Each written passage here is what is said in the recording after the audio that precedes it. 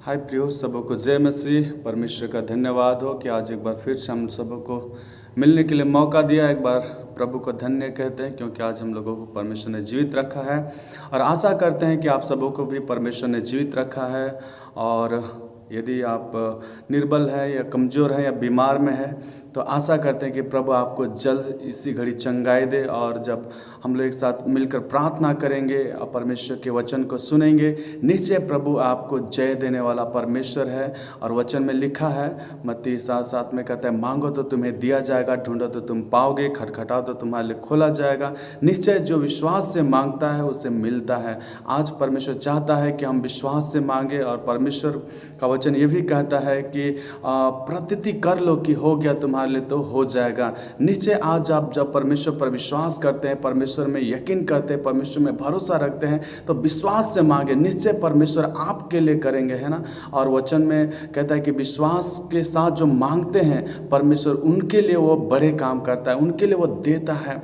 और परमेश्वर का वचन ये भी कहता है कि विश्वास से मांगने वालों से परमेश्वर प्रसन्न भी होता है। सो आज हम परमेश्वर के सम्मुख आए, बड़े विश्वास के साथ आए। जो भी समस्या, कुछ भी प्रॉब्लम है, आप उस समस्या को पीछे छोड़ दें और परमेश्वर को आगे रखें। निश्चय प्रभु आपको हर एक प्रॉब्लम से, हर एक समस्या से जय देने वाला परमेश्वर है और वो आपको कभी नहीं छोड़ेंगे। और निश्चय आपको उस सारे बंधन से, सारे रोग और बीमारी से छुटकारा देने की सामर्थ रखता है। सो आइए हम लोग वचन में जाने से पहले छोटी दुआ करेंगे परमेश्वर से। धन्यवाद देते मेरे यहोवा परमेश्वर, एक बार फिर से प्रभु जी हम सब जितने प्रिय भाई बहन आज एक बार फिर से इस जगह जुड़ पाए हैं प्रभु जी। और तेरा धन्यवाद करते हैं कि तूने हम सबों को जीवित रखा और तेरे उपस्थिति में आने में सहायता किया प्रभु। यदि कोई बीमार है, यदि कोई समस्या में है, यदि कोई कर्ज में है, प्रॉब्लम में है, यदि कोई भी आवश्यकता उनके लाइफ में क्यों ना हो प्रभु, इसी घड़ी परमेश्वर तो उनके लिए होने दे प्रभु जी।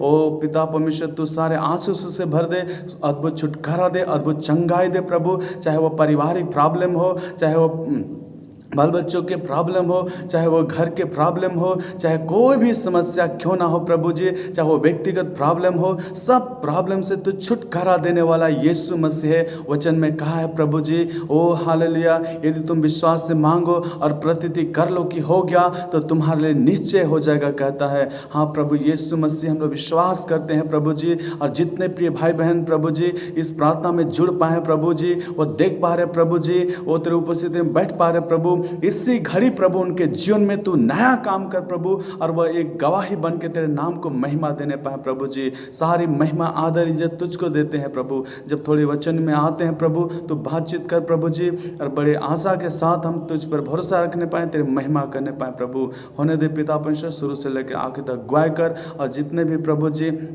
इस सोशल मीडिया के द्वारा जब तेरे वचन को सुनते हैं प्रभु, तेरे उपस्थिति में हो पाते प्रभु, उन सारे लोगों तक प्रभु तेरी महिमा और तेरी जय जयकार होने पाए। सारी महिमा आदर इज्जत तुझको देते हैं, प्रार्थना यीशु मसीह के नाम में, आमेन आमेन। हालेलुया, प्रेज द लॉर्ड। धन्यवाद देते हैं परमेश्वर को।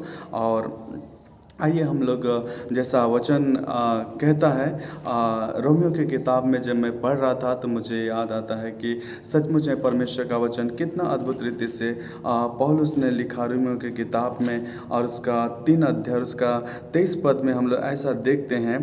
तो वचन कहता है रोमियो की किताब 3 अध्याय उसका 23 पद में, इसलिए कि सबने पाप किया और परमेश्वर की महिमा से रहित है। आज पूरे मानव जाति शुरू से लेके मतलब पाप में रहा। और जैसा कि आदम हवा के द्वारा जब पाप फैली संसार में तो मनुष्य सारे मनुष्य पाप में ढल गए और उनके जीवन में श्राप आ गया, मृत्यु आ गया, रोग और बीमारी आ गया, तमाम प्रकार की समस्या आ गया। और इन सारी चीज़ों से वह बंध गए और परमेश्वर के महिमा से वचन कहता है वह रहित हो गए। लेकिन परमेश्वर ने मनुष्य को जो बनाया अपने स्वरूप में, अपने समानता में, उसे परमेश्वर नहीं छोड़ा और उसे फिर परमेश्वर फिर से प्रेम किया, फिर से अपने पास रखने का कोशिश किया। और इसके लिए परमेश्वर ने जैसा आप उनका 6 अध्याय देखिएगा रोमियो की किताब उसका 23 पद में, तो वहाँ वचन इस प्रकार से कहता है, क्योंकि पाप की मजदूरी तो मृत्यु है, परंतु परमेश्वर का वरदान हमारे प्रभु यीशु मसीह में अनंत जीवन है ना। पाप की मजदूरी तो मृत्यु है, परंतु परमेश्वर का वरदान हमारे प्रभु मसीह यीशु में क्या है?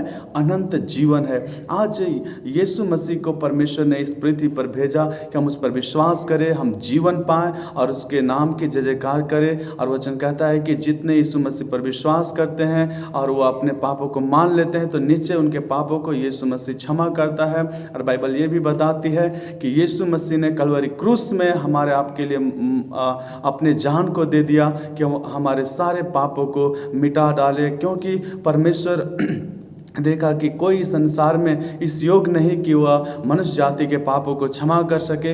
इसीलिए परमेश्वर ने अपना इकलौता पुत्र को भेजा इस पृथ्वी पर और वह अपना पवित्र लहू को बहाकर हमें सब प्रकार के पापों से शुद्ध करता है, सब प्रकार के श्राप से, सब प्रकार के बंधन से, सब प्रकार के मृत्यु से, सब प्रकार के अधर्म से वो हमें छुड़ा कर और हमें पवित्र करता है और हमें नया जीवन देता है। इसीलिए कहता है कि परमेश्वर का वरदान हमारे प्रभु यीशु मसीह में अनंत जीवन है ना। जो प्रभु यीशु मसीह पर विश्वास करते हैं अनंत जीवन उसका है और ये परमेश्वर की ओर से है। और हम लोग आशा करते हैं कि यीशु मसीह जल्द आने वाला है और हम सबको जो उस पर विश्वास करते हैं ले जाने वाला है। इसीलिए अपना जीवन को परमेश्वर के साथ तैयारी रखें ताकि हम परमेश्वर को और भी महिमा दे सके और अपने जीवन को परमेश्वर के आने तक और भी इंतजार में रहे, ताकि हम प्रभु के लिए अपना जीवन को प्रिपरेशन करें, तैयार करें और अपना जीवन प्रभु के लिए समर्पण करके आगे बढ़े।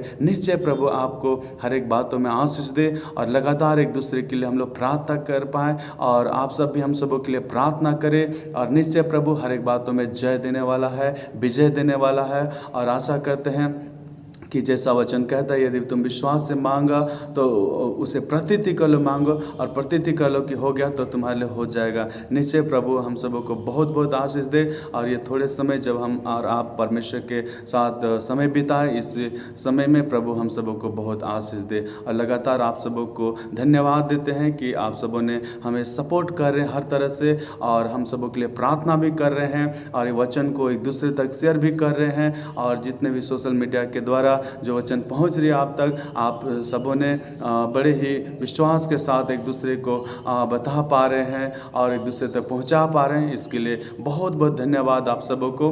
और तहे दिल से आशा करते हैं कि आप जितने भी प्रिय भाई बहन, प्रिय माता पिता हम सबों के साथ जुड़ पाते हैं, निश्चय प्रभु आप सबों को बहुत बहुत आशीष दे और लगातार हम सबों के लिए भी प्रार्थना करें ताकि हम लोग जीवित परमेश्वर की आराधना कर पाएँ और अपने जीवन को परमेश्वर के लिए तैयार कर पाएँ और प्रभु के साथ हम लोग का जीवन हमेशा हमेशा बनी रहने पाएँ, इसके लिए लगातार प्रार्थना करें। सो प्रभु आप सबों को बहुत बहुत आशीष दे, सारी बातों में प्रभु को महिमा मिले। आइए हम लोग आगे फिर मिलेंगे नेक्स्ट ब्लॉग में और हम सबों के लिए लगातार आप प्रार्थना में याद रखें और हम सब भी आप सबों के लिए प्रार्थना करने का हम लोग कोशिश करते हैं ताकि आपका जीवन भी प्रभु के साथ हमेशा प्रभु में महिमा देने योग्य होने पाए। सो सारी महिमा दर्जा तुझको देते हैं और आइए फिर से हम लोग मिलते हैं। सबों को Praise the Lord. Thank you. God bless you.